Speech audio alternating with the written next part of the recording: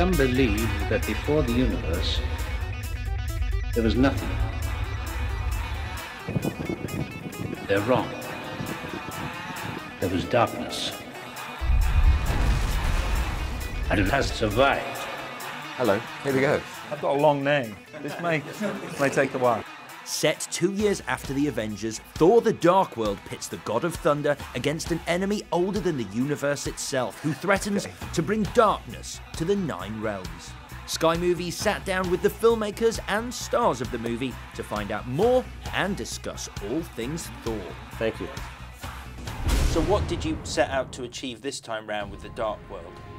Well, you know, we loved ending the Avengers with Thor having Loki in shackles and a muzzle and taking him back up. And if you remember at the end of that film, there were some members of the World Security Council that said to Nick Fury, "You're letting the war criminal go. You know, he needs to be punished." And Nick Fury says, "Oh, I think he will be." And that was always knowing that we were going to pick up with Loki's story in the next Thor film. So that's right where we start, is we see Loki brought in shackles to his father Odin, sort of being brought to task for what he's done in Avengers. You even think about betraying him? I'll kill you. Thor and Loki are back in Asgard, and neither of them have seen Odin, played by Anthony Hopkins, for a while.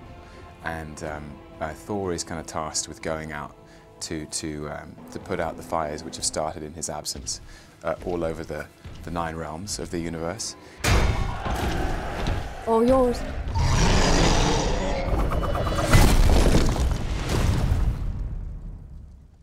Anyone else? And Loki is public enemy #1. He's condemned to incarceration for the small matter of eternity. After all this time, now you come to visit me, brother. Why? To be written out of history, forgotten, unseen, unheard. You know, to sort of like, to be haunted by his demons in a dungeon. I need your help. But I wish I could trust you.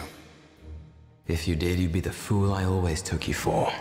And then what happens is Asgard takes a huge hit from this ancient race with an ancient grudge. Malekith, played by Chris Eccleston. We face an enemy known only to a few. Known only to one. He's a dark elf. They are an ancient race of the nine realms, and they don't take defeat easily. We wanted somebody who was driven with these evil intent. And we like these movies having a very epic scope to them. And having a villain who pre-exists the universe itself is pretty epic. Al-Ayafihi Velamefe, Rashidente Ayafanta. They have a sense of themselves as the superior race and aristocratic. And he is bitterly angry about the revenge. And in order to take that revenge, he needs to get the ether. And that's my first quest within the film, which ties me in with the Natalie Portman character who's getting hold of the ether, which gives me total power. What will you sacrifice for what you believe? Well, Jane, you know, we haven't seen her obviously since then, and we know that Thor has been with the Avengers in New York. Jane. Sorry, I just needed to make sure you were real. It's been a very strange day. I am. Jane, what? Where were you?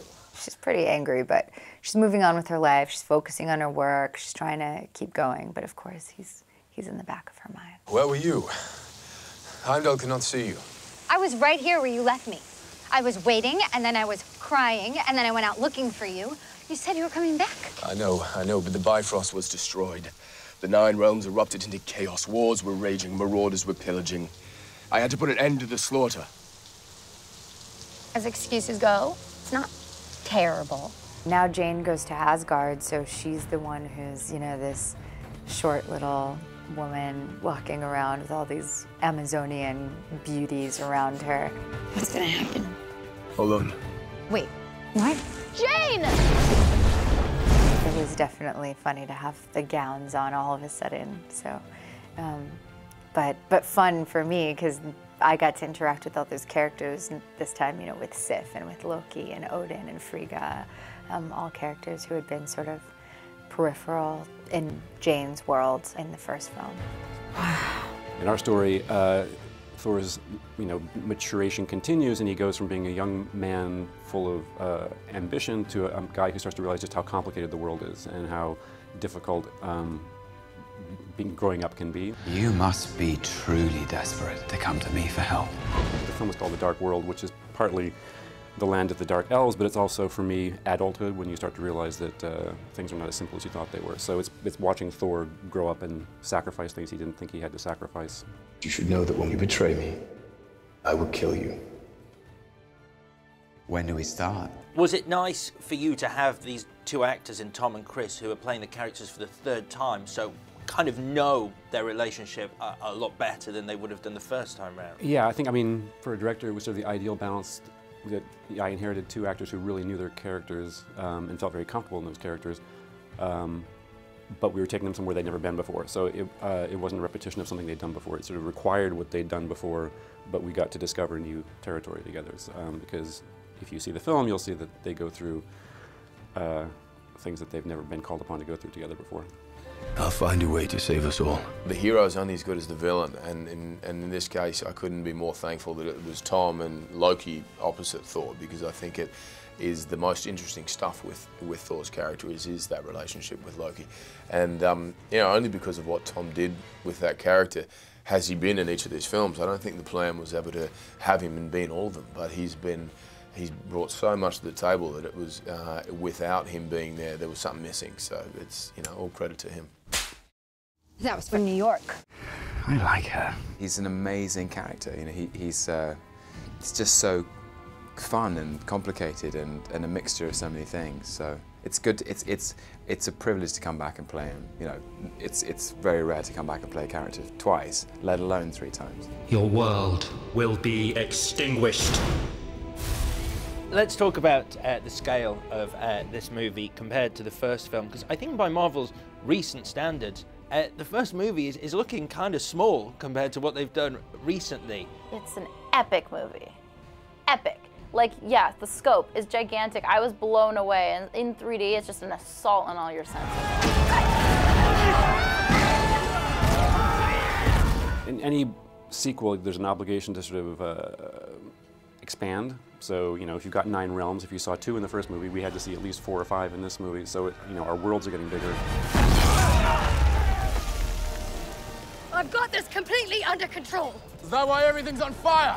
You're on many different realms. So, you're seeing Svartalheim and Asgard and Earth and Vanaheim. And you're just like in all of these different places, and each one has its very specific world. The very fabric of reality will be torn apart. So much that I didn't know was there that I'm just shocked. Like, there are things chasing me that I didn't realize were chasing me at the time.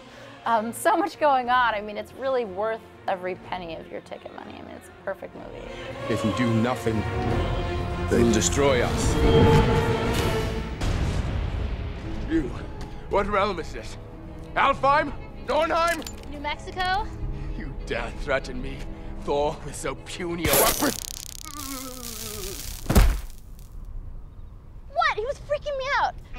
The first Thor movie, released in 2011, charted the arrogant god being cast out of Asgard by his father Odin to live among the humans on Earth till he was worthy of his birthright. Based on the comic by Stan Lee, Larry Lieber and Jack Kirby, the film was one of the surprise hits of the year and was well on its way to making nearly $500 million worldwide. I now take from you your power. In the name of my father and his father before, I Odin our father, cast you out! There was a time when potentially audiences weren't going to accept a Norse god with a flying hammer as their brand new superhero. That is very true. Were you at all worried about that? And I guess in turn, were you surprised at just how successful he's been? I was worried about it, yes. You'd be foolish not to be, right? We have these great characters that have a big following from the comic base, but our job is to bring them to the world, basically, and to as many members of the movie-going public as possible. And it's it was that fear, if you want to call it fear, that inspired us to structure that movie the way that we did. Also coming off of the first 2 Iron Man films where we had established a certain tone and a certain reality, right? Iron Man's not necessarily real, but it's a realistic, somewhat realistic tone. And we wanted Thor to fit into that.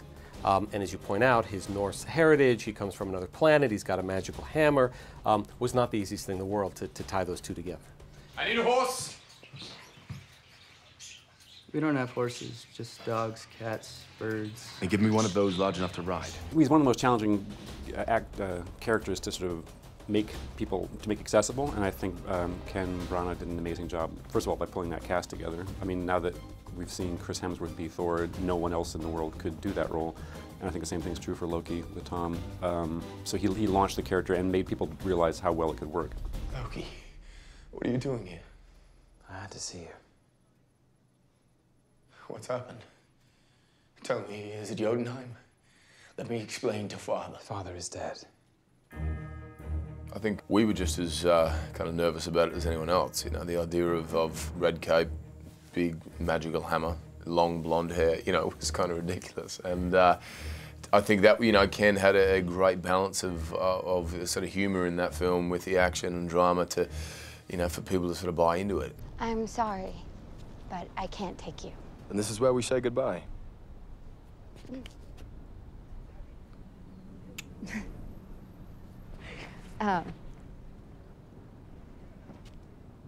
Thank you. I think we all were unaware of the success it would have, obviously hoping that people would like it, as you always do when you make a movie. And of course, Chris it was sort of his first big movie, so that was, and now he's like a major movie star on the second one. That's more like it.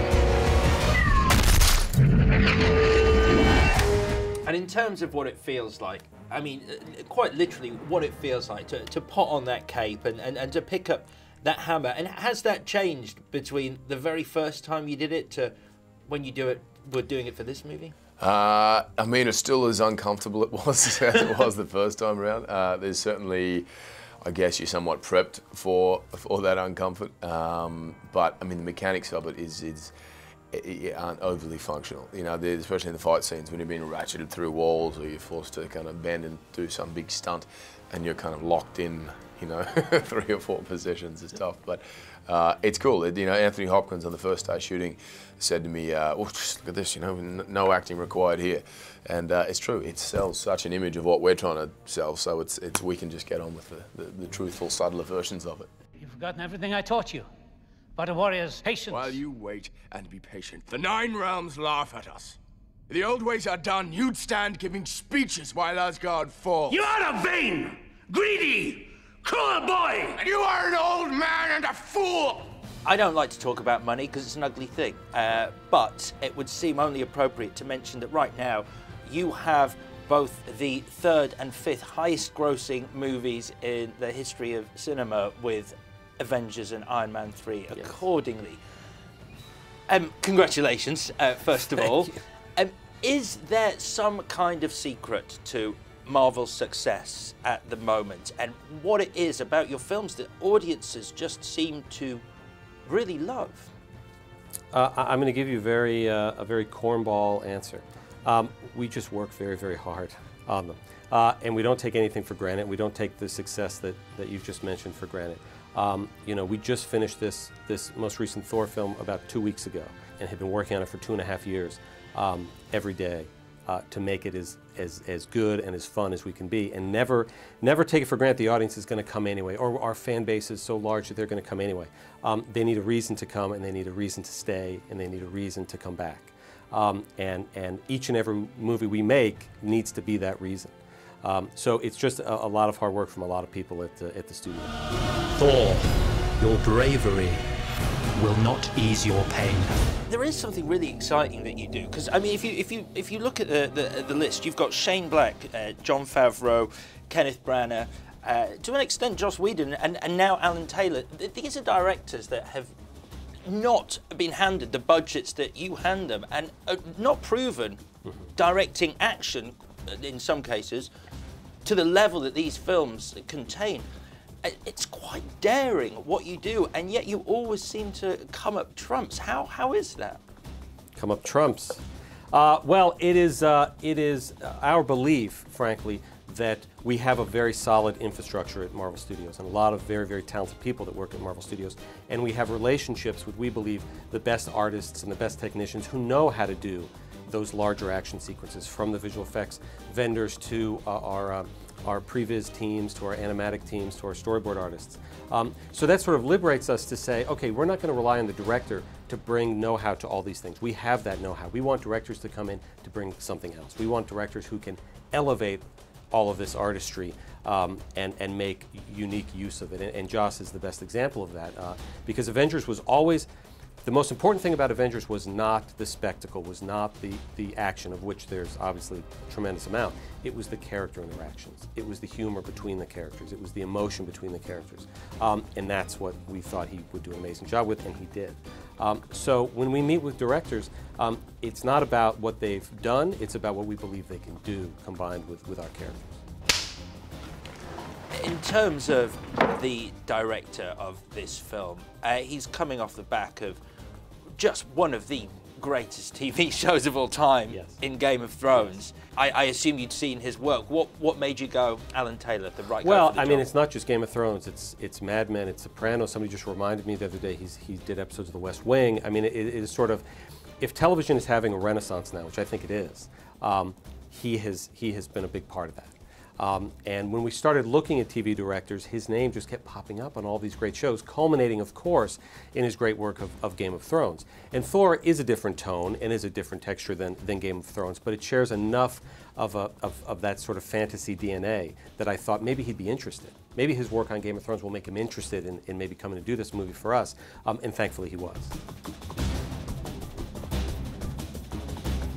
It was absolutely necessary preparation. I was thinking if I'd come off Mad Men or Sopranos and tried to step into this, I would have fallen on my face. So Game of Thrones was a necessary warm-up in terms of trying to do scale, trying to do, and sort of teaching me that you could do fantasy and also ground it in a kind of real human experience, which is what I think Game of Thrones does best, and what I tried to bring into this. I'd met Alan on 2 occasions before this and he didn't give me the job, so it was 3rd time lucky.